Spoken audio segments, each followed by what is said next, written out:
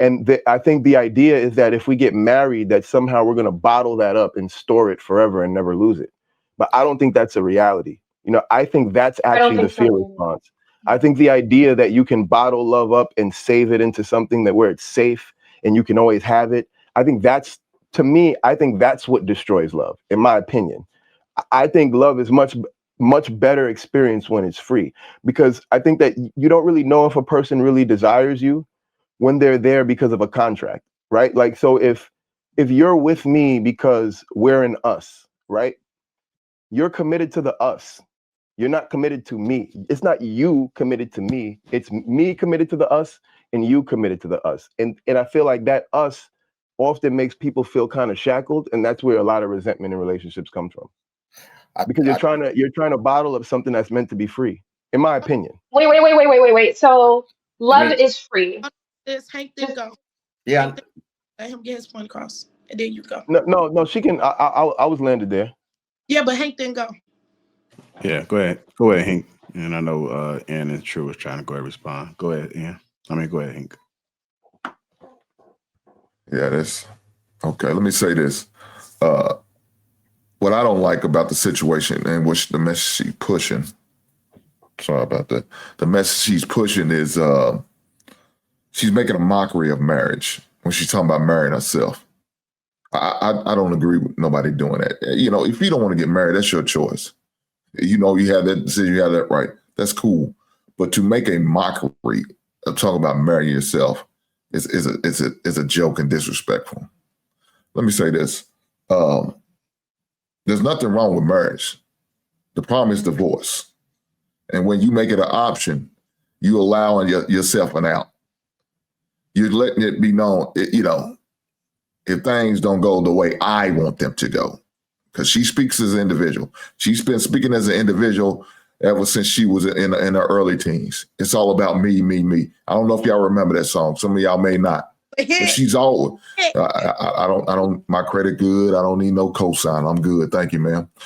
So she's always been like that. So I'm not surprised by her mindset in 2025. I'm not.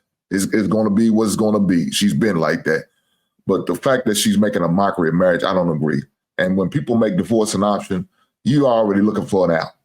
If things don't go the way I think they should go or the way I want them, I don't feel like working no more. I don't feel like trying to achieve anymore. I don't feel like putting my hard hat on and carrying my lunch pail. So I'm going to take the easy way out. And the easy way out is to go get that paperwork filed because I'm going to get out because it's tough. It's challenging. It's going to push me to the limits at times. Yeah, I ain't trying to do that.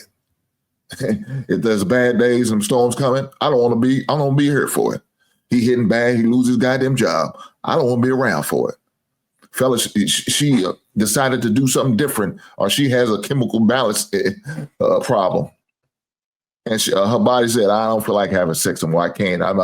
My cootie cat dry. It just ain't up to it. The menopause kicked in. She got on your goddamn nerves. We ready to get the fuck out. Come on, man. See, when you make that an option, that's what these things happen, and that's what makes it look so bad, and especially people who's been together 30, 40, 50 years. Why are you doing it now? You only got about 5 more years left in your soul, so you might as well just tough it out. You can't be 45 years in and talk about I want a divorce. Finish it out. You old motherfucker. You about a day away from a senior citizens home, like Klaus said, and have some young nurse wiping your ass. You might as well just tough it the fuck out. But they don't want to because they allow that option to be there. Well, I want a divorce. Now, put that work in. That's the bad thing about it. Not the marriage. It's the divorce situation. I'll leave it there. I like that. I agree like with that. Hank. I agree with Hank. Like, definitely. And I also appreciate what Klaus said. So, shout out to you, brother. I wish people were a little bit more dynamic in the way that they didn't approach things from one-time failing or a person not arriving.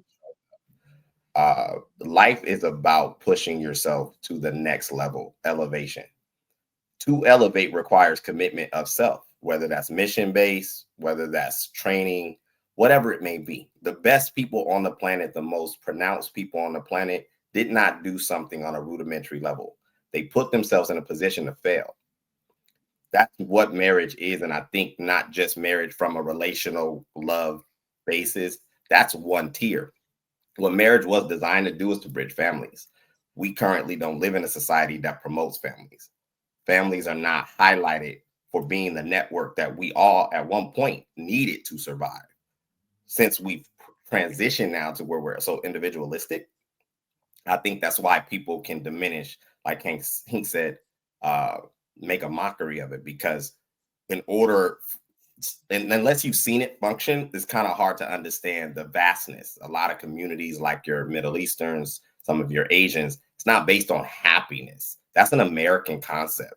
Marriage is a bridge of family. It's a network. In order for you to expand and reach, you typically come or bridge. And I wish that people seen it more like that. I wish that that was something that was more prevalent. And I think that people wouldn't be as fearful, because what you don't get to see is when there is conflict and there's families surround the couples, families surround the bridging in the unit.